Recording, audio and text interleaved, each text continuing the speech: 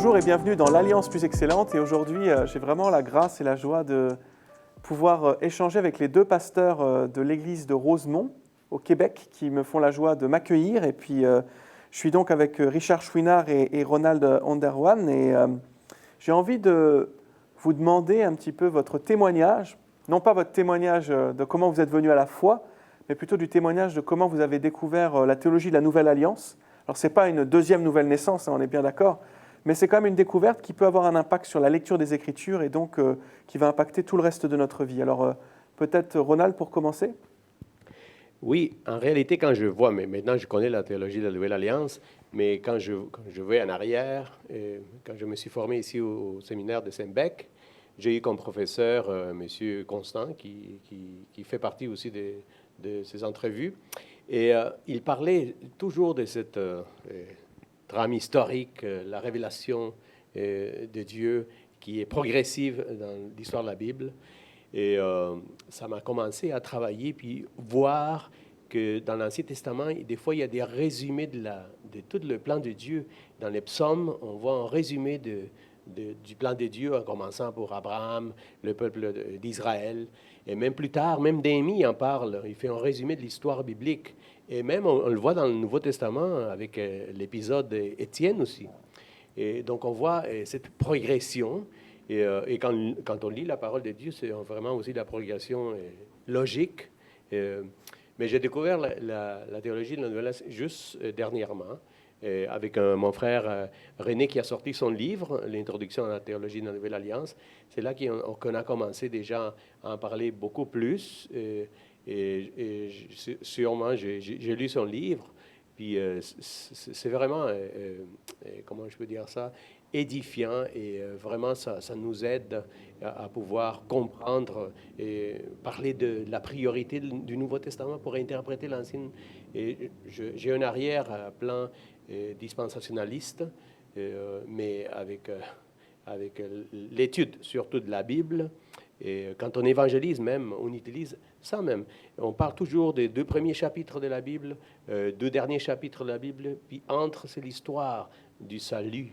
Donc, on applique sans le vouloir la théologie de la Nouvelle Alliance en ce qui concerne l'histoire biblique. Mais vraiment, je l'ai découvert dernièrement avec ces livres et avec tout ce qu'on a discuté aujourd'hui aussi. On voit que c'est important et pouvoir bien interpréter l'Ancien Testament et prioriser le Nouveau Testament. Et une lecture christocentrique des Écritures. Tout à fait. Donc, tu as découvert il n'y a pas longtemps, mais ça a déjà commencé à changer la manière dont tu lis les Écritures. Et puis, toi, Richard, comment est-ce que tu as découvert la théologie de la Nouvelle Alliance et puis qu'est-ce que ça a changé dans ta vie de foi et dans ta vie même de pasteur? Mais moi aussi, un peu comme Ronald, j'ai grandi dans une assemblée où on enseignait principalement le dispensationalisme. Donc, j'avais une pensée qu'on devait avoir un bon système théologique pour pouvoir interpréter correctement les Écritures. Dans mes études aussi au baccalauréat en théologie, j'ai été introduit à la théologie réformée de l'Alliance, que j'ai beaucoup appréciée, bien sûr, qui diverge sur plusieurs points du dispensationalisme. Et c'était encore cette pensée-là où on doit avoir un système qui vient nous aider à interpréter ou nous guider dans notre interprétation biblique. Mais là où j'ai été attiré vers autre chose, c'est quand j'ai surtout creusé les Écritures avec la théologie biblique. Et, comme Ronald disait, en étudiant les Écritures, en voyant l'histoire dans la Bible, le développement du concept du royaume, surtout l'histoire du salut, comment Dieu est intervenu à plusieurs moments dans l'histoire. Donc, vraiment de voir la Bible comme étant un récit de la Genèse jusqu'à l'Apocalypse, où il y a plusieurs thèmes, des trajectoires qui sont reprises, des types dans l'Ancien Testament où on voit l'antitype dans le Nouveau. C'est là où j'ai été plus sensibilisé au besoin de trouver un système théologique qui est basé d'abord sur une théologie biblique. Et j'ai découvert la théologie de la Nouvelle Alliance par René Fré, qui m'en avait glissé quelques mots, et j'ai pu lire beaucoup sur le sujet. Le colloque qu'il y a eu il y a quelques années aussi, où on a pu voir 3 systèmes présentés, ont confirmé mon attirance principale vers la théologie de la Nouvelle Alliance parce que je la trouve plus près de la théologie biblique, de l'histoire de la Bible. Et on a eu la joie aussi de tenir dans notre bâtiment ici à l'Église de Rosemont le dialogue il y a quelque temps il y a peu de temps, où on a vu exposer les deux théologies qui sont proches sur beaucoup d'aspects, là, mais de la théologie de l'Alliance et de la théologie de la Nouvelle Alliance. Et ma conviction s'est renforcée davantage sur la théologie de la Nouvelle Alliance. Alors toujours dans le même ordre d'idées, quelle différence ça a pu faire concrètement ici à l'église de Rosemont, le fait que vous avez été accointé et puis que vous avez commencé à trouver intéressante la théologie de la Nouvelle Alliance? Ça a eu d'abord un grand impact dans nos prédications. On a fait une série dans Genèse, dans le livre d'Hébreux. Ensuite, on est revenu dans l'Ancien Testament. On a parcouru tout Exode, où il a été souvent question de la loi. Dans Exode, on voit l'Ancienne Alliance qui est établie. Et à chaque fois, on a cru bon, même essentiel, de voir en quoi tout cela, tous ces éléments de l'Ancienne Alliance pointaient vers la Nouvelle Alliance.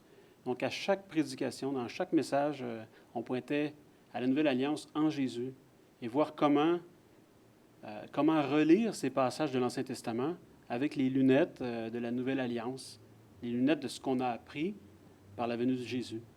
Et on a cru bon aussi même de revoir ces questions-là d'une manière plus générale par un cours d'enseignement aux adultes en plusieurs leçons, en 8 leçons, où on a fait un survol de la théologie de la Nouvelle Alliance pour voir comment voir le passage de l'Ancien Testament au Nouveau Testament, le nouveau peuple de l'Alliance, la nouvelle loi de l'Alliance,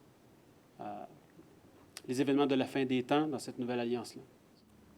Très bien. Donc j'imagine que ça doit forcément impacter la manière dont vous enseignez, les prédications, et puis sans doute aussi même la manière de considérer l'Église. Mais j'aimerais qu'on s'interroge aujourd'hui plutôt sur la question de la loi, qui n'est pas une mince affaire. Si nous lisons par exemple dans Exode 20, les 10 commandements, c'est un passage bien connu, le verset 14, c'est « Tu ne commettras pas d'adultère ». Tu ne commettras pas d'adultère. Et on voit que Jésus, lui, dans le Sermon sur la montagne, donc en Matthieu 5,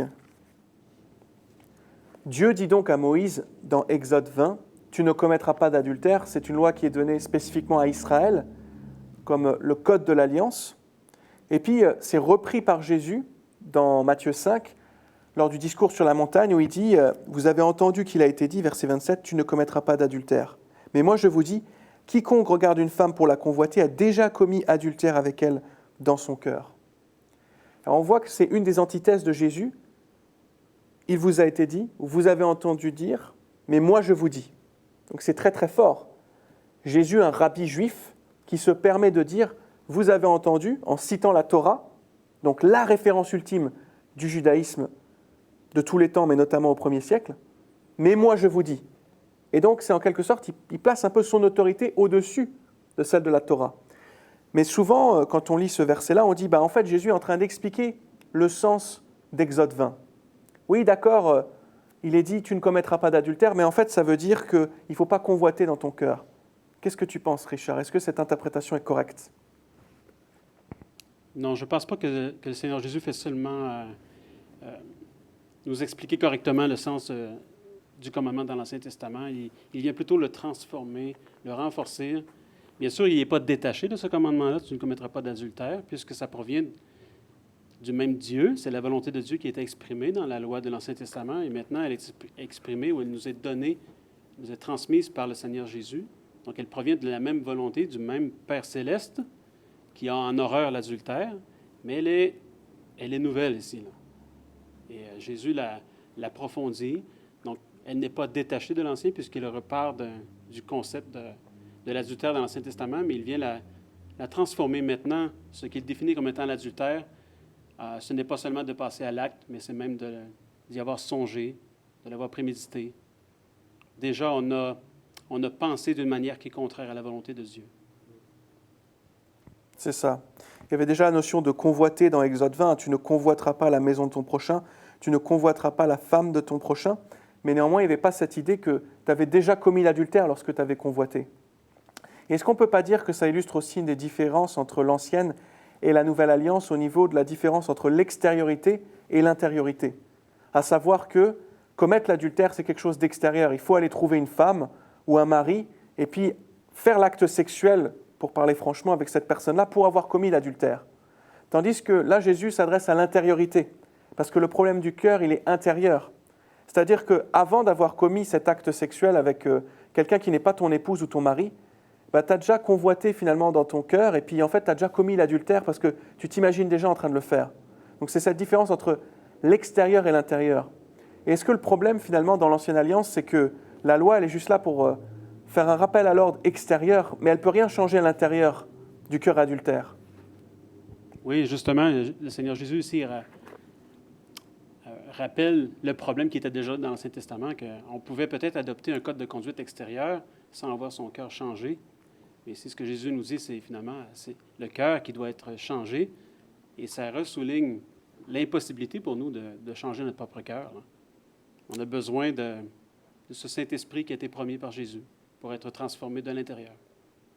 Exactement.